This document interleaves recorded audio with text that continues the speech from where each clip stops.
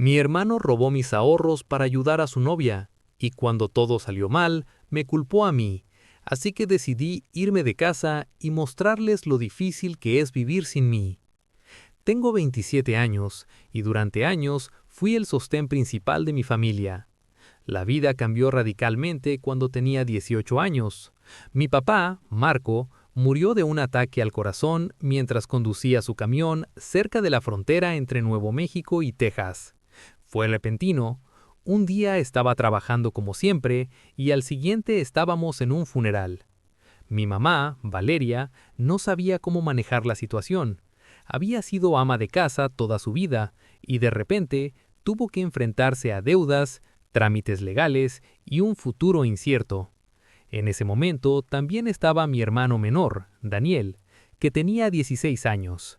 Siempre fue el mimado de la casa. Mamá decía que era porque era el más pequeño, pero eso significaba que yo terminaba cargando con más responsabilidades. Cuando papá murió, esa dinámica se hizo aún más evidente. No había ahorros y el seguro de vida apenas alcanzó para cubrir el funeral y algunas facturas urgentes. Empezamos a recibir avisos del banco sobre la hipoteca y entendí que tenía que actuar rápido. Decidí poner mis sueños en pausa. Planeaba ir a la universidad en Austin, pero en vez de eso acepté un trabajo de medio tiempo como barista. Pronto añadí un segundo empleo en un almacén. Trabajaba largas horas para asegurarme de que mamá y Daniel tuvieran lo necesario. Al principio me reconfortaba pensar que estaba haciendo lo correcto, pero con el tiempo empecé a notar algo que me molestaba.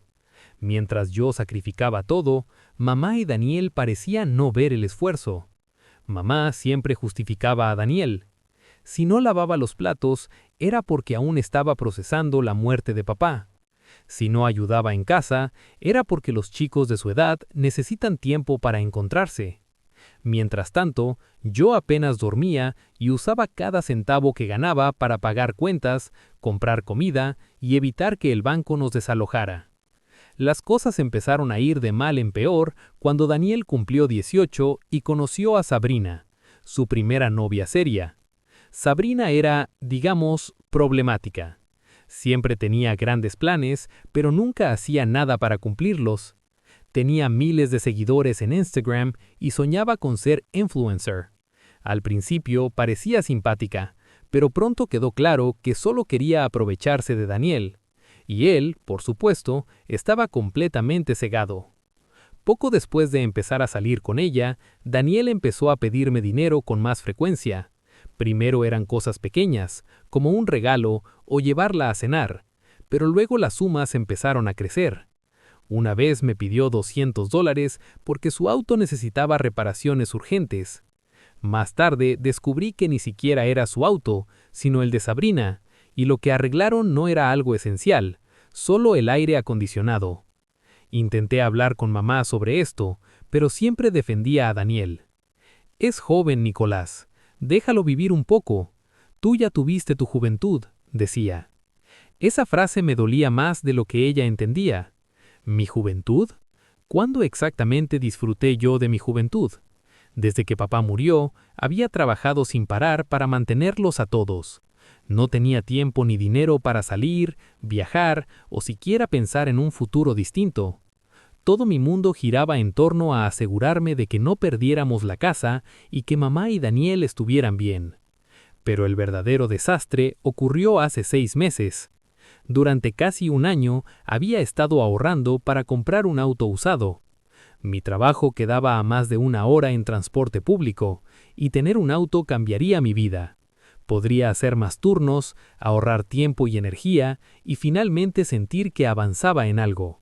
Ya tenía casi $5,000 guardados y estaba a punto de encontrar un buen auto. Todo se puso peor cuando Daniel cumplió 18 y conoció a Sabrina, su primera novia seria. Sabrina era, digamos, problemática. Siempre tenía grandes planes, pero nunca hacía nada para llevarlos a cabo. Tenía miles de seguidores en Instagram y soñaba con ser influencer. Al principio parecía simpática, pero pronto me di cuenta de que solo quería aprovecharse de Daniel. Él, por supuesto, no veía nada. Poco después de empezar a salir, Daniel comenzó a pedirme dinero más seguido. Al principio eran cosas pequeñas, un regalo o salir a cenar, pero luego las cantidades empezaron a subir.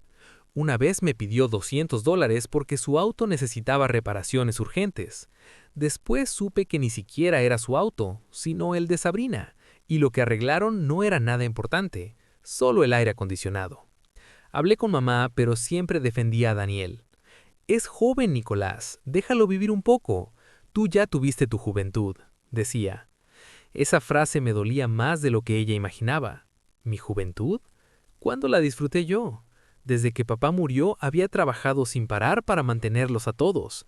No tenía tiempo ni dinero para salir, viajar o siquiera pensar en un futuro distinto. Mi vida giraba solo en torno a mantener la casa y cuidar de mamá y Daniel. Pero todo se vino abajo hace 6 meses. Durante casi un año había estado ahorrando para comprar un auto usado.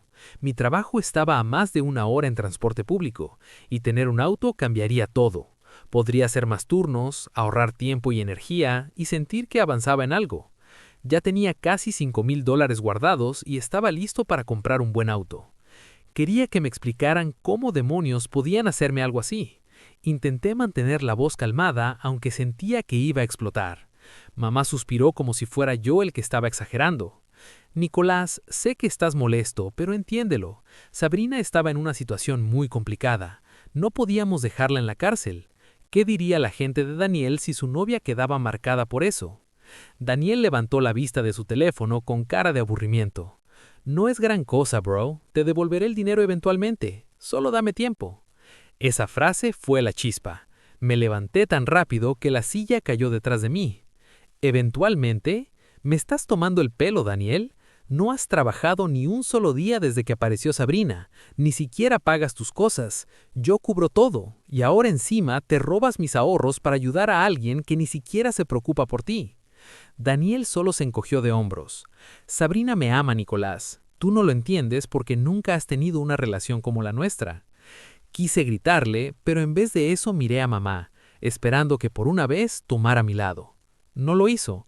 Se acercó y puso una mano en mi abrazo como si fuera yo el que necesitaba tranquilizarse. Nicolás, sé que esto es difícil para ti, pero entiende que Daniel está pasando por mucho. Tú eres más fuerte, hijo. Puedes soportar estas cosas mejor que él. Eso fue la gota que colmó el vaso. Esa excusa, esa forma de minimizar lo que yo hacía. ¿Más fuerte? ¿Por qué siempre tenía que ser yo el fuerte? ¿Por qué mi vida tenía que quedar de lado mientras ellos vivían como querían? Subí las escaleras, cerré la puerta de mi cuarto de un portazo y me senté en la cama con la cabeza entre las manos. Necesitaba hacer algo. No podía seguir así. Pero al mismo tiempo, la idea de dejar a mamá y Daniel solos me llenaba de culpa. Había pasado tantos años cuidando de ellos que ya no sabía cómo sería mi vida sin esa responsabilidad encima. Pero también sabía que si no hacía algo pronto, iba a quebrarme. Durante las siguientes semanas, traté de actuar como si todo estuviera bien. Seguí trabajando y ahorrando lo poco que podía, tratando de evitar cualquier conversación con Daniel o mamá más allá de lo necesario. Aún así, el resentimiento me crecía cada día. Daniel seguía pidiéndome dinero, solo que ahora lo hacía de manera más sutil, diciendo cosas como: «Sería genial pedir comida, pero no tengo efectivo». O «Sabrina necesita ayuda con su auto otra vez». Mamá, por su parte, seguía diciéndome que perdonara y dejara todo atrás, que todos cometemos errores.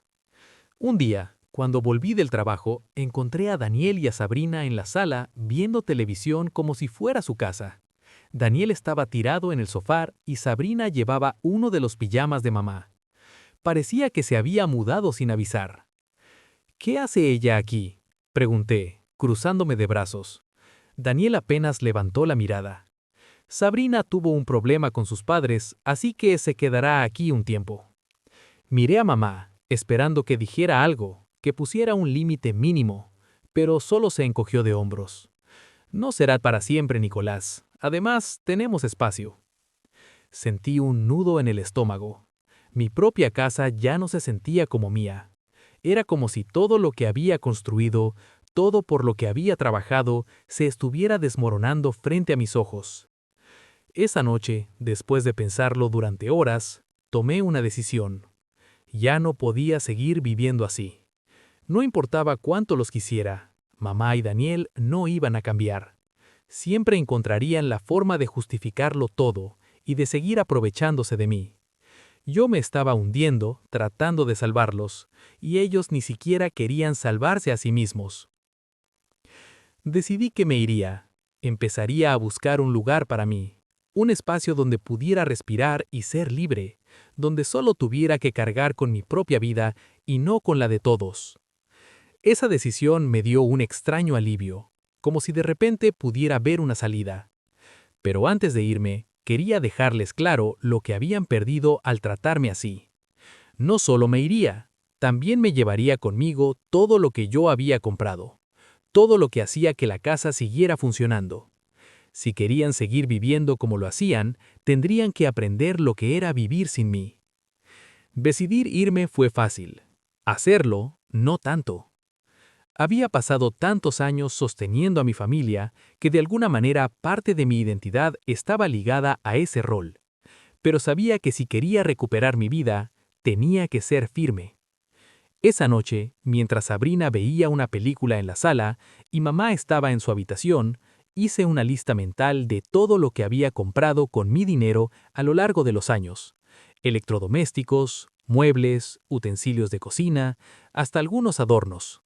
Todo eso era mío, y me lo llevaría. Al día siguiente comencé a planear. Necesitaba un lugar a donde ir. Por suerte tenía un amigo cercano, Alejandro, que siempre me había apoyado. Le llamé y le conté todo, cómo mamá y Daniel habían usado mis ahorros y cómo Sabrina prácticamente se había mudado a nuestra casa sin avisar. Alejandro no se sorprendió. Había escuchado partes de mis quejas antes, pero ahora que conocía toda la historia, estaba indignado. Nicolás, siempre te dije que tu familia te estaba usando. Es hora de que hagas algo por ti mismo. Puedes quedarte en mi sofá el tiempo que necesites mientras encuentras un lugar propio, me dijo. Su ofrecimiento fue un alivio. Saber que tenía un lugar seguro donde aterrizar me dio la confianza para empezar a actuar. Pero no quería que mi salida fuera abrupta, ni darles la oportunidad de manipularme para que me quedara. Tenía que hacerlo con cuidado. Durante las semanas siguientes empecé a empacar mis cosas poco a poco. Cada noche, después de que todos se dormían, metía algo en una caja. Libros, ropa, documentos importantes. No quería levantar sospechas, así que escondía las cajas en mi habitación, debajo de la cama o en el armario. También empecé a desconectar cosas que sabía que me llevaría, la cafetera que usábamos cada mañana, la tostadora, incluso el microondas que había comprado cuando el viejo se descompuso. Mientras hacía esto, observaba a mi familia. Daniel seguía actuando como si nada pasara, gastando el poco dinero que tenía en cosas inútiles, videojuegos o cenas caras con Sabrina. Mamá, por su parte, seguía tratando de mediar entre nosotros, aunque nunca tomaba mi lado de manera real. Sabrina, por supuesto, seguía actuando como si la casa fuera suya. Movía cosas a su antojo y usaba todo como si los recursos fueran infinitos. Cada una de esas actitudes solo reforzaba mi decisión de irme. Unos días antes de la fecha que tenía planeada, pasó algo que casi me hizo perder el control.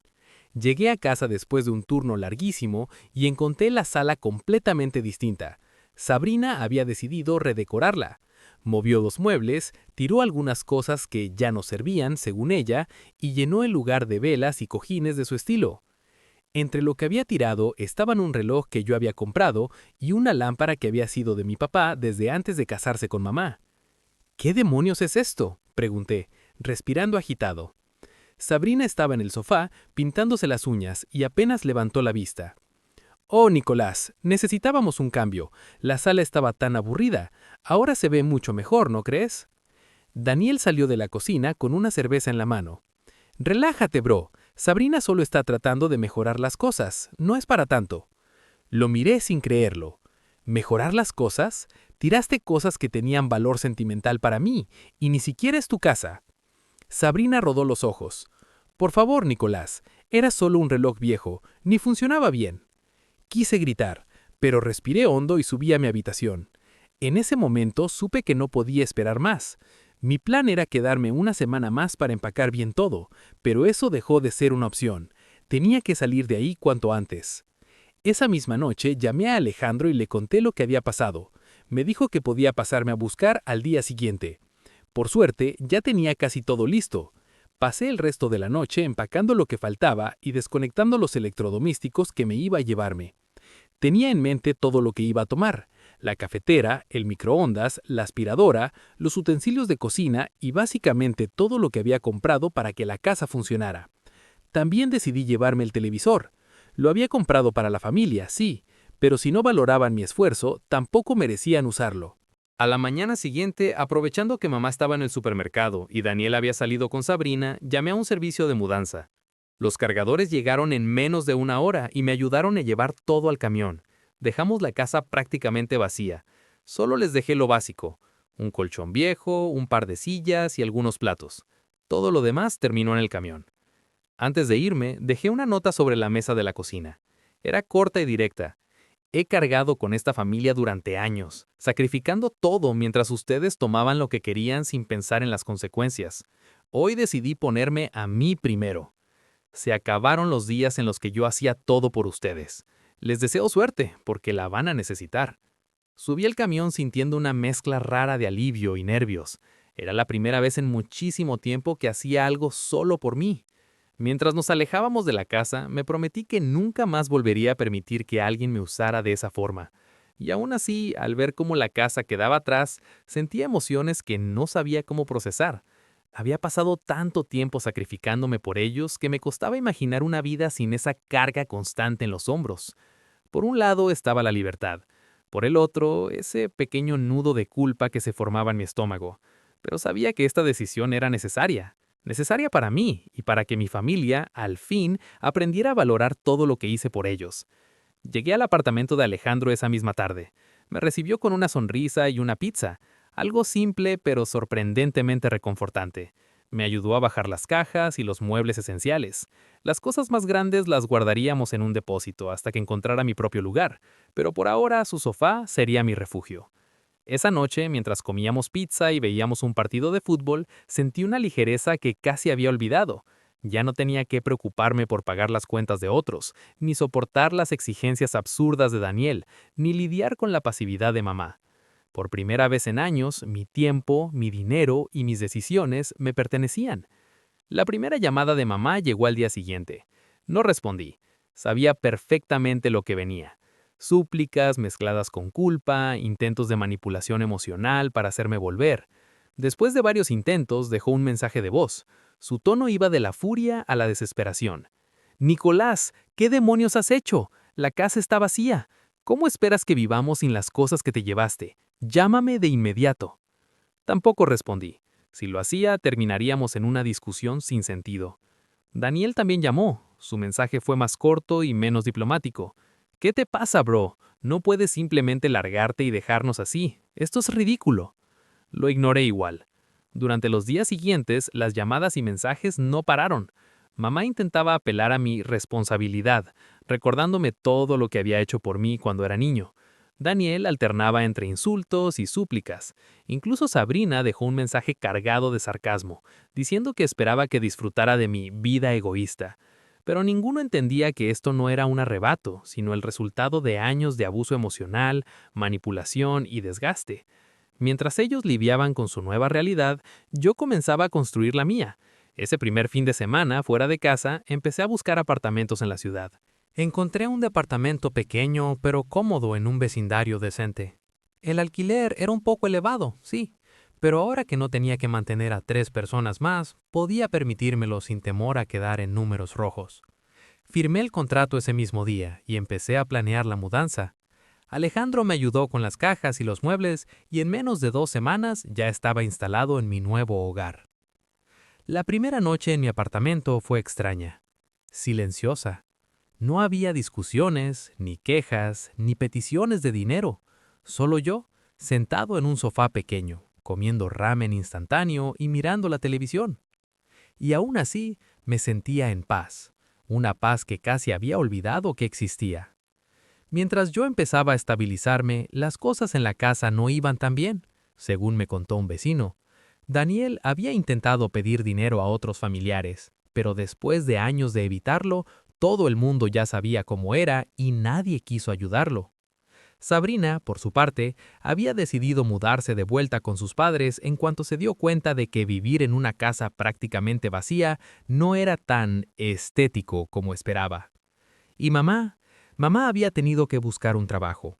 Terminó como cajera en un supermercado cercano. Un trabajo que jamás habría considerado si yo todavía estuviera allí para mantenerla. No voy a mentir, sentí cierta satisfacción. No porque quisiera que sufrieran, sino porque por primera vez estaban enfrentando las consecuencias de sus acciones. Después de tantos años cargándolos a todos, era un alivio ver que por fin el peso ya no estaba sobre mis hombros. Un día, mientras volvía del trabajo, recibí un mensaje de mamá. Y este no se parecía a los anteriores. No había gritos, ni culpas, ni manipulaciones. Era suave, humilde. Nicolás, sé que probablemente no quieras hablar conmigo, pero quiero que sepas que lamento mucho cómo manejé las cosas. No debí ponerte en esa posición durante tantos años. Si alguna vez decides hablar conmigo, estaré aquí. Te quiero. Me quedé mirando la pantalla durante minutos. Parte de mí quería responder, quería creerle, quería pensar que tal vez era el comienzo de algo mejor. Pero otra parte, una parte más cansada y más honesta, sabía que una disculpa no borra años de desgaste emocional. Decidí no responder. Aún no. Necesitaba tiempo. Mientras tanto, Daniel seguía siendo Daniel. Me enteré de que había comenzado a vender cosas de la casa para conseguir dinero, incluso algunos de los pocos objetos de valor que quedaban. Cuando mamá lo descubrió, discutieron tanto que él terminó saliendo de la casa y mudándose con un amigo. Según mi vecino, mamá estaba devastada. Pero yo sabía que era cosa de tiempo antes de que Daniel intentara regresar. Siempre lo hacía. Aún así, no sentía rencor. Sentía algo más complejo. Una mezcla de pena y alivio. Pena porque si las cosas hubieran sido diferentes, todos podríamos haber tenido una vida mejor. Y alivio porque al fin estaba fuera de esa dinámica que me había consumido durante años. Tras casi un mes sin responder llamadas ni mensajes, una calma nueva se instaló en mi vida. Un silencio que no dolía, pero que hacía pensar. Me pregunté si cortar los lazos era suficiente o si aún había algo pendiente, algo que necesitaba hacer para cerrar por completo ese capítulo. Fue entonces cuando recibí un mensaje de un número desconocido. Dudé un momento, pero lo abrí. Era mamá. Nicolás, perdón por seguir insistiendo, pero quiero que sepas que Daniel se ha ido de la casa. Vendió la televisión de papá sin decirme nada. Yo trabajaba todos los días y me sentía agotado. No le pedía dinero, solo quería que supiera que lamentaba todo. Sabía que probablemente no querría escucharla, pero esta vez no lo ignoré. Me senté en el sofá de mi pequeño apartamento y dejé que sus palabras calaran. Parte de mí quería dejar todo atrás, pero otra parte sabía que no podía seguir adelante sin enfrentar esta situación. Decidí llamarla. Cuando mamá contestó, su voz mezclaba alivio y miedo. «Nicolás, gracias por llamarme. No esperaba que lo hicieras», dijo conteniendo las lágrimas. «No estoy llamando para volver, mamá. Quiero que quede claro desde el principio», respondí firme. «Pero necesitaba decirte algunas cosas». Hubo un silencio largo al otro lado de la línea. Finalmente suspiró. «Lo entiendo. Dime lo que necesites decir». Le conté cómo me había sentido todos esos años, invisible, usado, cargando un peso que no me correspondía. Le recordé todas las veces que ignoró mis necesidades por las de Daniel, justificándolo con excusas que nunca fueron válidas. Le dije que al final entendí que nunca me valorarían mientras siguiera en esa casa. Mamá lloró gran parte de la conversación. Me dijo que nunca se dio cuenta de cuánto me estaba afectando todo, porque estaba demasiado concentrada en mantener la paz en la familia. Me pidió perdón una y otra vez. Sentí que sus palabras eran sinceras, pero sabía que las heridas que dejó no se sanarían de inmediato. Después de esa llamada, todo se calmó. No recibí más mensajes ni llamadas insistentes. Mamá respetó mi decisión de mantener distancia. Supe por un vecino que Daniel había vuelto a casa brevemente, solo para irse otra vez después de pelear con mamá. Sabrina no volvió a aparecer y mamá estaba manejando la casa por su cuenta. Yo, en cambio, estaba floreciendo. Mi pequeño apartamento empezó a sentirse como un hogar. Pinté las paredes de colores cálidos, compré algunas plantas y decoré con cosas que realmente me gustaban. Cada rincón reflejaba quién era y mi nuevo comienzo. También finalmente compré el auto que había soñado. No era lujoso, pero era mío y cada vez que me subía sentía que recuperaba algo que creía perdido, mi independencia.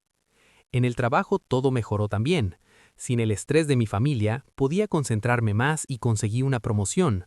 Ahora tenía un salario más alto y horarios manejables, lo que me permitió incluso tomar clases nocturnas de diseño gráfico, algo que siempre quise estudiar. Unos meses después, recibí noticias de Daniel. Un primo lejano me escribió para decirme que había tenido problemas legales otra vez, esta vez por estafar a amigos en un negocio de criptomonedas. Lo arrestaron, pero mamá no pagó la fianza. Sentí una mezcla de tristeza y alivio. Daniel tuvo tantas oportunidades para cambiar y nunca lo hizo. Tal vez ahora enfrentaría las consecuencias de sus acciones.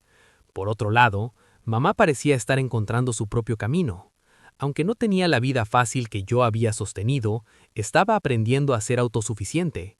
Subió a un puesto de supervisora en el supermercado y, según el vecino, hasta comenzó a asistir a reuniones de apoyo emocional para padres. Me alegraba por ella, aunque no estaba listo para retomar una relación cercana. No olvides suscribirte al canal, darle like al video y dejar un comentario. Realmente me ayuda y me motiva a hacer más contenido. Gracias por tu apoyo.